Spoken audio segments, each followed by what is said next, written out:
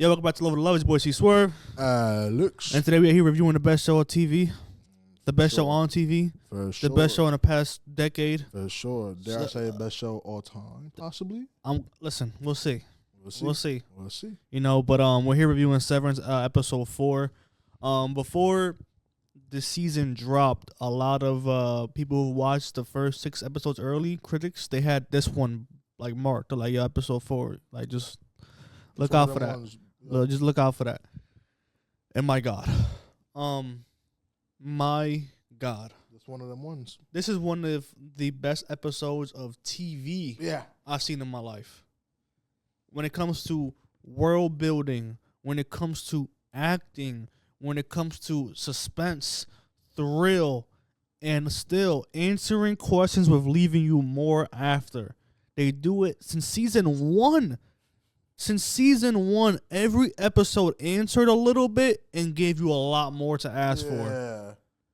And right when you think episode 3, when it ends with Mark's reintegration, we think, oh, that's what we're gonna jump from there to there. They do a complete 180 and put you in a whole different universe? Question mark. I was like, what is happening? Are we still somehow in the, like? Literally, this was a real thought in my head. Are we somehow still in the building? Like, is this like a fake? I believe that. No, I was like, wholeheartedly. it might be fake. I wholeheartedly believe that is a place either in the building, a different dimension. I don't know, because we don't like this episode like leans a lot more into the superficial side of things, where it's like and it shows a lot when you leave that office, because like obviously the show had a lot of elements of supernatural stuff esque, like just weird things that whatever that was not in reality. But since you're always stuck in the office, you don't really, like, it doesn't really amplify it, because you're in the office and the workspace looks normal. You get what I'm saying? Yeah. But when we're out there, it's like, I don't even know where to begin, son. Like, the first question I have is, I don't even know where to begin.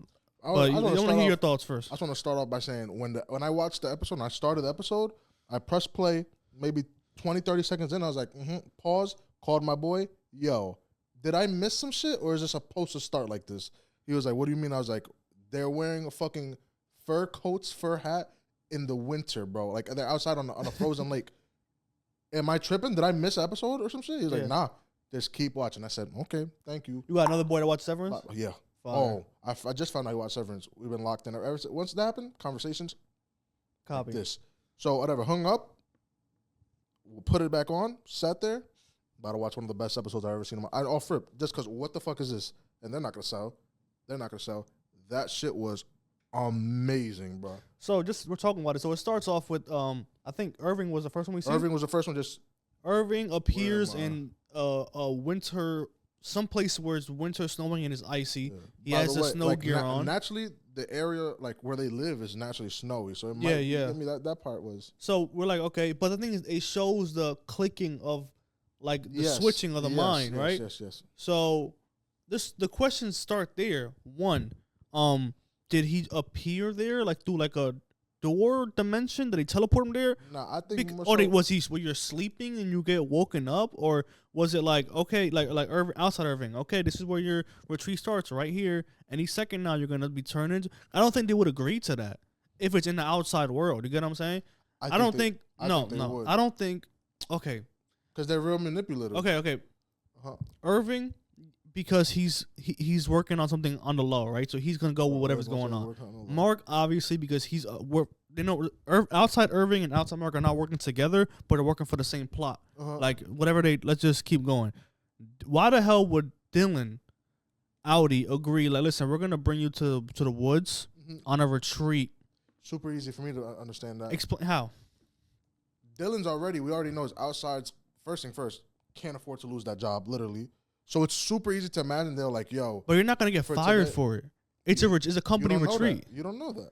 No, I wholeheartedly believe that they're in different dimensions. What's told to the inside is not always a different dimensions. No, like different room, like different. I don't think they're in a different room, because if that was the case, they could have just sent them into the elevator, normal. They didn't have to wake up there. If that was the case. So you think that's a real place in the outside world? I think so. I wholeheartedly agree with that. That's fine. I think even I would have said that 100% on my. I think even the editing in the episode, like normally the scenes transitions like quick. They're quick. This one, it kind of faded out. So I felt the dreamy stance. If you look at, because my girlfriend, watching my girlfriend, and she's like, how do you like the effects of this episode? And I'm like, what you mean fuck with it? She was like, doesn't it look fake to you? I think it's, I'm like, yeah, I think it's supposed to look fake. I think they're not supposed to, not supposed to look as clear as it looks. I think they're in a fucking place in this fucking Egan shit, like another room or whatever. I don't think they're genuinely outside in the real world. Okay. Like I just that would make sense if they had rooms like that. That would make sense for the goats. They probably have wildlife or like a place where animals live and shit in the rooms. That's why they're breeding goats in there. So that would all make sense too. All right, I see what you mean now. Literally, my fault. That's not my fault. No, not my fault. Literally, that's a good insight. I didn't think about it like that. To me, I was like, oh, there's outside. Like I clicked in my head, they're outside. But now you're saying that shit. It's just so many. It's just so many questions. It would be like even the Dylan thing is like. One, Dylan was already freaked. Like Dylan was already like freaked out of the concept of like not knowing, like the whole like not knowing what's going on in his job. I just don't see him agreeing to like, hey, if you want to be part of company retreat, we're gonna put you in the woods, but you're not gonna know what's going on. Like it's different when you're clocking into work in a building and like nothing's gonna happen to me. Yeah. But like I'm gonna trust my outie body, my any body in the outside world. Like he can literally, like let's just say it's real in the wilderness, dude. He can literally die, like that. Any can die in the outside real world, and there's nothing your real self can do about it. You're right. And also, there was no animals, not a single animal, except for the dead one. Except for that dead one, and that was weird to them. They're like, "Ooh, that seal." They've never seen dead. They're a seal, right? He said seal, but we don't know. Even if it's a seal, why the fuck? Where are you? There's a seal. Yeah. In the fucking like where in America? And now that you say that, low key, they've never once stated that was the home Lumon, like that was the one Lumon. Yeah. Or that they were in the state or city, whatever, that the founder lived in. They never even said that. So for them to be, now that you're saying that, like what I was saying, like they might just be around the area. Nah, because then they're saying this is a specific. This forest was. Where or not forest, yeah, whatever they call the forest. Yeah, this place was the original founder and his twin. Yeah, I have to watch episode again because I have to understand the lore of that. That shit was everything they were saying was like, what am I talking about? So I'm gonna rewatch that shit for sure. But now they're saying that like they recreated his home inside the place. Yeah. So why wouldn't they recreate that part? Now everything you're saying, wow. Because even the way I completely simplified that in my head. Like even the way that they appear, they just appear like first Irvin just appears and then Kelly's like, hey, I'm also in the woods. Hey, look, and Marco's like, hey, and then Dylan Dennis appears from a bush. Yeah. So it's like, so what his Audi version was just like, all right, lay down right here, sleep, and then you're gonna like, no, bro, they're definitely in some shit, and it leads more into the supernatural shit later on episode. We'll get to that part when Irving is having like a fucking supernatural dream with this. Whatever the fuck it is. You know what I was thinking in my head? I was like, they've never slept before. That's never dreamed. That's valid though. For him to have that was like probably his first dream ever. Hit like anything. So I was like, what the fuck? And of course he sees, I don't know who the fucking bride was. Yeah, I don't know either. That's interesting. Maybe it was maybe a daughter of his or some shit. I don't know. Whatever the fuck. That was, well, let's go more chronological, right? Yeah. So we just everybody appears in this area. And then I think Mr. Milchek. No, they start walking first. They start following some fucking clone. They're like the clones. And Mark just walks up. Yes, because there's a Mr. Milchek DVD they watch. Yeah, good looks. Yes. There's a DVD they watch, and then Mr. Milchek explains like, hey, you're on a company retreat for 2 days. That's when the question starts. I'm like, okay, so their Audi version, either it's 2 days their time, but no, it's the same time. So the Audi version agreed that I'm going to allow myself to work double, stay overnight, like overnight shift. Maybe like I can see that. Like, listen, you stay overnight, company retreat inside. We'll give you double, quadruple pay for this double days, whatever. Like, oh fuck it, yeah, whatever. You know what I'm saying? Like, honey, I'll be back. Company retreat inside, but that's besides the point. So as they start following these clones that appear, that look a little bit distorted. They don't look exactly, especially the Dylan one. The Dylan one doesn't look exactly like Dylan, but it looks enough. Yeah. Like, that's Dylan, which I don't know what the fuck that means. It reminded me of the intro, like the opening, how they look like very. Yes. They look like that to me. So, and then they eventually get to the campsite. Yes, they start. Well, yeah, start making the way there, hiking and shit, following. We see Irving reading the shit, narrating for us what's happening. Yeah. Because they it leads them to like this cave and they find this book that narrates Egan and his twin, right? Which I promise you, I tried to lock in on that, but it was like so much fucking. I was like, what the fuck are we talking about?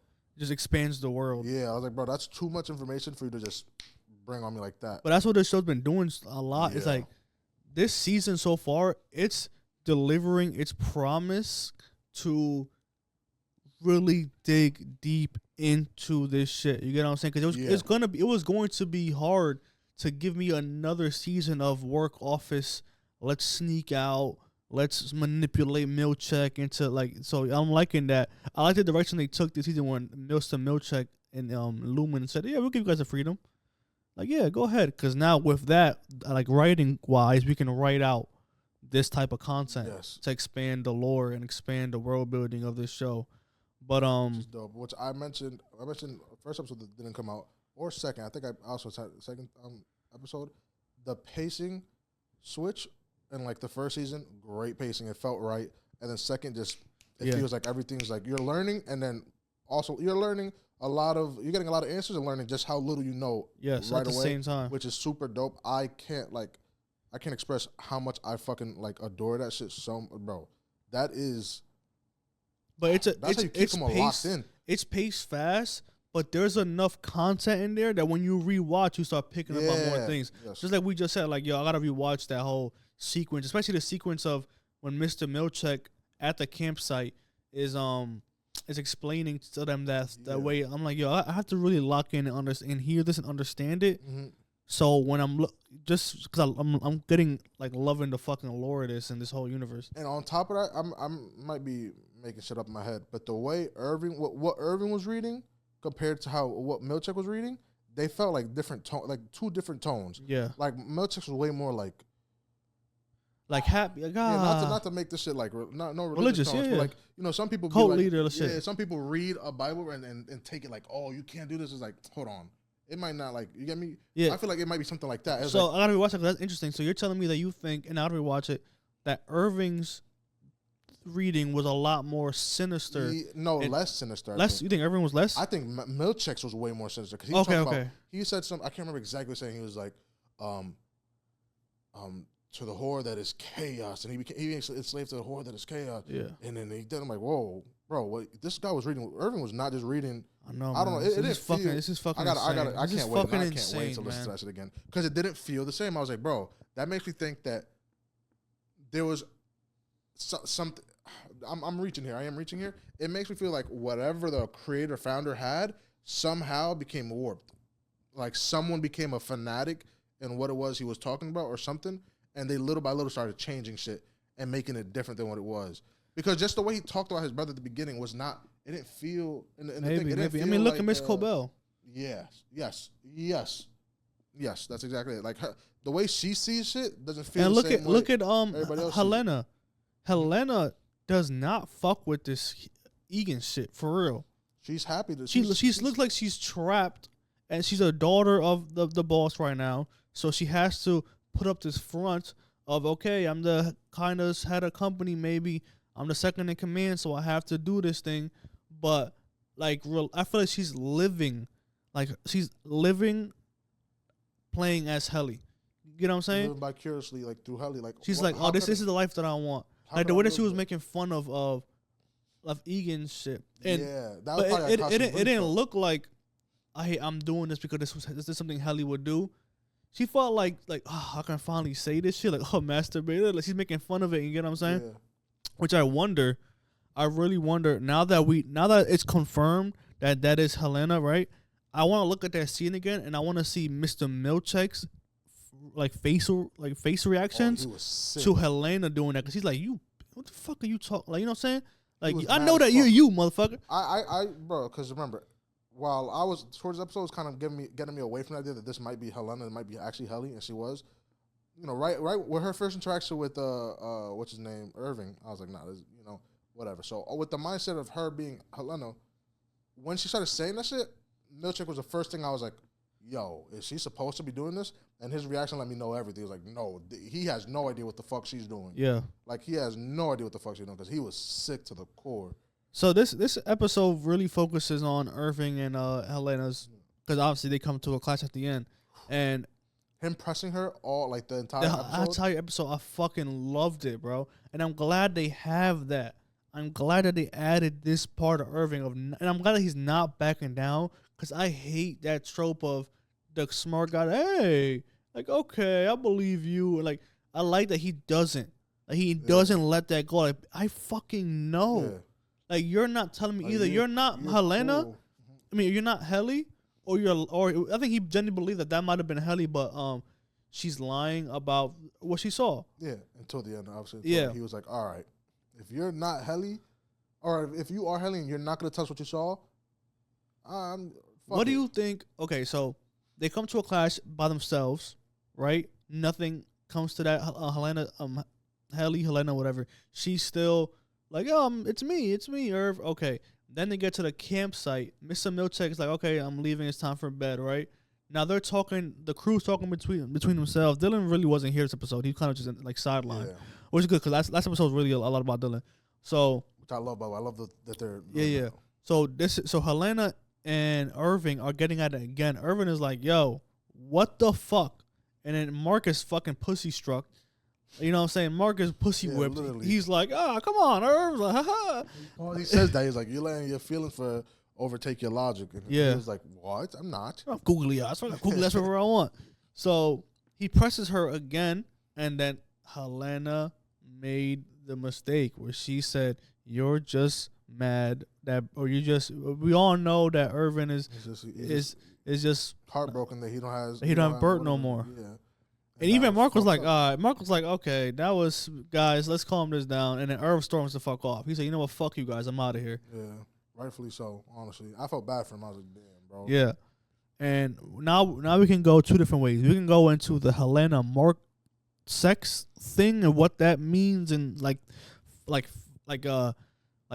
psychological wise and philosophical, like just the whole, like we spoke about last episode about, I love when this show doesn't stray away from what makes it so cool, which is the innie outie blah blah blah thing. Yeah, because that premise with Mark and Helly fucking in the tent, that premise is going everywhere there. Like just the concept of like, yo, this sex scene is fucking insane in so many different levels.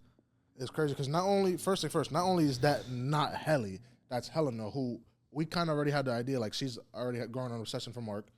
This is a Mark assuming already I got you.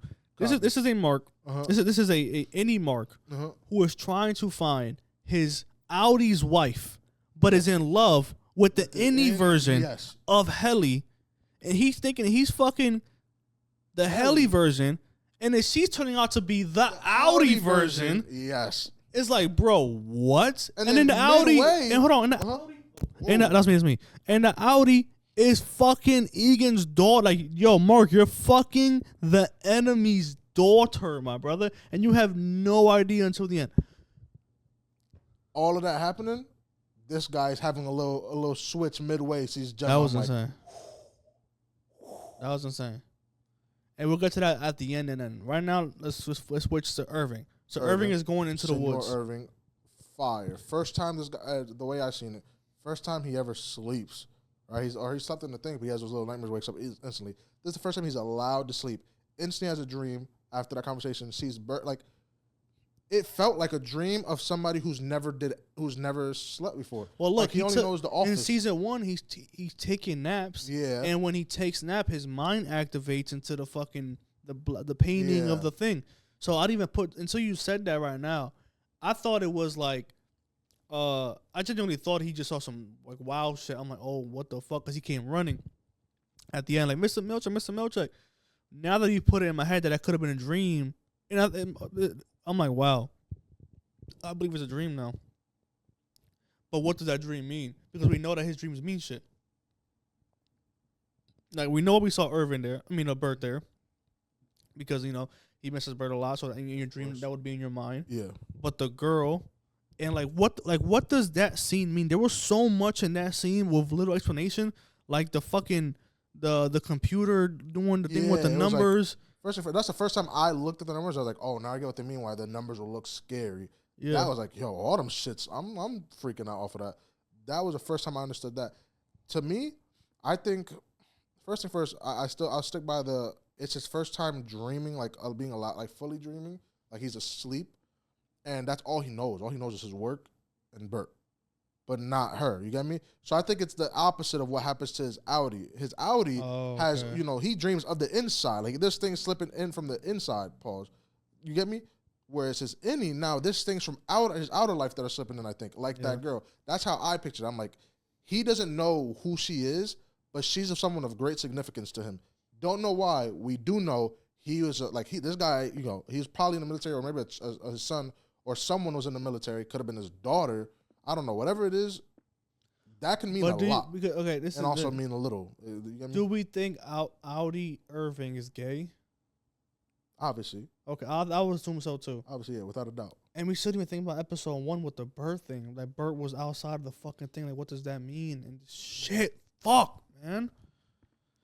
So good. Okay. I'm just praying that they tap into that this season, because I can't do that 2-3 years later. Okay. No. Ben Stiller said that they're working in the writing rooms right now. The writers are working on season 3 right now. Thank God. They know we got to get banging. Right? I give them back massages while they do it, just to get shit done quicker. So, okay, Irvin awakes from this dream. Thank God he didn't freeze to death. Another reason why I think it's a different room, because somebody would have frozen to death. Yeah, probably. You know what I'm saying? Probably. Come on. So Irvin wakes up and he runs. The reason why I didn't think it's a dream is because he immediately runs and calls Mr. Milchek. So I'm like, okay, did he see something? You get what I'm saying? After we watched that scene, was it Irving falls asleep? Because in my head, the way I'm looking in my head is Irvin falls asleep, wakes up, sees the shit, runs to Milchek. Because if it was like that, then that's why I thought it wasn't a dream. But if it was, he falls asleep, sees the thing, then he wakes up and is like, Milchek? Well, so we know as soon as he woke up with the suit on, guys in dream. Like, he didn't have a suit on. Oh, he didn't have a suit on. He had a suit on. Yeah, he had. Okay, he had a dream. Then when he went back, when he woke up from his dream, he had the fur shit again. Oh, okay, I didn't repeat that. Okay, that makes sense. Okay, so why did he run to Milchek? Like, what was he? I think because he woke up and he saw that the force was kind of dead, right? Maybe. Didn't he? Wasn't low that key? Maybe I didn't pay attention enough. Yo, I've never needed to watch. I watch shit over sometimes just because of interest. This is like I need to watch it again. Man. Okay. I might need to watch it 2 more times. Fuck it. Okay, so he goes and he's running to find Mr. Milchek to tell him something, and then this confusion that I have in my head is so beautiful. Then I love it. Then on his way to find Milchek, he sees Helena or Helly just staring into the I guess it's the pond, the woods, or the water. Maybe because she's probably been there before. Yeah, 100%. That's 100% confirmed. We see Mark and the crew Dylan's like, yo, Irvin hasn't come back. What the hell? Mark is like, where's Helly? She's not here. So they call Milchek like, hey, we got 2 people missing, right? Then while they're there, they hear Milchek screaming, yelling his name. I mean, they hear Irving screaming Milchek's name. So they run to where they see it at, and now we get the scene of a lifetime. We get Irving pressing Helena again, but this time with certainty. Like why are you saying, like, why are you here? She's like, oh, I'm just like, no. You knew this was here. You've been here before. You're a fucking fraud. Grabs her. Looks like a man. Like, she couldn't do shit. Grabs her ass. Dragging on Milchek. This your Milchek puts her head under the water and is basically threatening Milchek like, yo, if you don't turn her into Helly, I'm going to kill her. And they're over there up top saying, like, what are you talking about? What are you doing? And he does it she's again. She's like, again. Yes. And then when he picks up again, she's like, don't do it. And now you see Mark and, what's his name? Dylan talking about some, what do you mean? Don't do it. Yeah, Hold on. Like, I couldn't believe they were doing that there. I was like, yo, that was, to me, I thought she was gonna like play wolf. Yeah, you get me? That I love it. Did it? I would have hated this. I'm not gonna lie, and I would have understood it because I've seen it so much times in movies and shows, like where like she doesn't break, then Mark gets there in time, like, Irvin, what the fuck are you doing? You almost killed her. Don't worry. You're good now. And then they would have tore thing, you know what I'm saying? Maybe Irvin would have got fired. That's cliche. Thank God. This is oh man. This is it. Every route they take for every stupid little thing is beautiful. I'm like, yo, you're fucking phenomenal. So who is it, Ben Stiller, you said?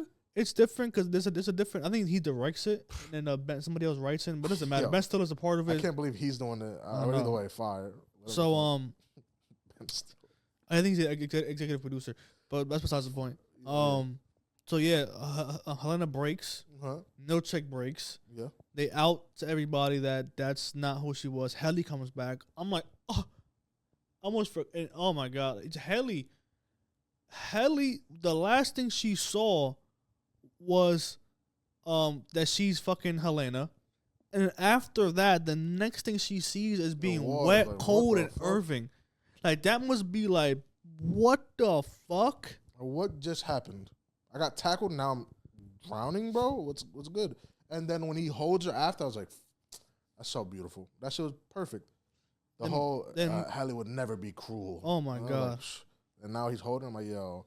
And then then Milchek comes down, and Milchek is like, he is furious. He's sick. He's tired of these folks. He's telling her like, yo, you're terminated. Fuck. Basically, he's firing him, and he's like, you will never ever see this place again. Like, you committed the worst crime. You try to kill somebody in a pond of Egan. Like, fuck. Like, you're done. And you have Dylan, which I feel horrible. Dylan's like, Irvin, I'm sorry. I should have believed in you. I'm sorry. What I love is Irvin is like, don't worry, I'm gonna be all right. Yeah. I did what I had to do. Not all of you guys know, like, our mission. Like, I've seen this a lot of anime and a lot of good shows where your protagonists are fighting against something, and maybe the process is taking so long, and their distractions are coming along, and it takes another character to die to reinforce, like, yo, don't forget what the fuck we're fighting for. It's bigger than this shit. Yes. It's bigger than all of this. And Irvin reinforced that there. Yeah. And I probably would have teared up and cried because, like, if they never showed that his Audi version was doing work on the side, I would have been like, damn, he's dead. Yeah. Like, he's gone. But I think we're gonna see him again, obviously, because his Audi version is working on all this shit. But that concept, by the way, the fact that they could make me, because he's first, even if we don't know his Audi, he literally just doesn't die. Yeah. But the fact that we're so like, it's so immersive that, like, we feel like we're in there. We know we don't know both Audis and Innies like that. The Innies are those are who we know, and the Audis, they're just, we're learning about them as we go. But, like, as far as we're concerned, they killed one of our characters. Yeah. Because as of right now. Yeah, like, Innie Mark is not the same as Audi Mark. I remember you mentioned something, I think it was episode 1, which hopefully it wasn't. Hopefully it was. Nothing episode 2. It was beautiful. You mentioned how it was like, it would suck. The one thing that would suck about Mark reintegrating would be that we would lose the character Mark S. Yeah. No longer. And I was like, when you said that, I was like, fuck. They are two separate characters. Like, they really established that. Like, we could lose them. That gets enforced here with that. Like, Irving is dead. So far, he's dead, yes. For now. Maybe he comes back. I think probably comes back. But for as of right now, he's gone. He no longer exists. That is crazy. Because I know he's out there, obviously. Irving's still alive. But that's crazy as fuck that they're able to make us feel that way. And I think that's the end of the episode, right? Yeah, the episode ends there. I'm trying to think. I think I want to say something about Mark, and I can't. We didn't touch. Hold on. We didn't touch on Mark a lot. The reintegration thing of Mark. Yeah. What do you think it is now? You think it's like a Pete, but a little bit more control, where Pete was seeing two things. I think it might be a case of I'm reaching here. I think it might be a case of it's happening little by little with him. Like, little by little, shit's gonna click with him and it's gonna happen. So it's not right away. Because that's probably what fucked up Pete. He happened right away. And he was like, "Wait, which one's me? I don't know. I don't know whether the fuck." And that fucked his head up. With Mark, I think it's gonna be little by little. And the Audi has more control. Audi knows what's happening and he doesn't. So as long as that dynamic stays, I think he can safely integrate little by little. Like, he's gonna. Okay. I'm gonna keep chipping away at my Innie so that he understands I am him, you are me. That they're gonna. I think it's gonna build up to eventually. This is insane. They just fuse into one character, which would be a nice way to lose Marquez. For them to just slowly integrate into the same character. I want towards the end of that. Towards the end of the shit. Yeah. But I think that's what's happening. I think that's what we're seeing right now. Him little by little just getting shit, like integrating, like with the gem shit, whatever. And then he's like, "What the fuck was that?" But shit, guys, listen. Is every single time a fucking episode ends, I'm feeding for more. I'm at it again. I'm itching. Like I saw a tweet this morning that was like, my life is just now, my life begins on Thursdays, and then once Thursdays end, it's like when's next Thursday coming again? Cause waiting for Severance. So I love this show. I can't fucking wait. I've never enjoyed being so lost ever in my life. This is the best I've ever felt. I'm like, yo, I don't know what the fuck you're doing, and I keep doing it. Listen, it's been your boy C Swerve. Alex. Peace.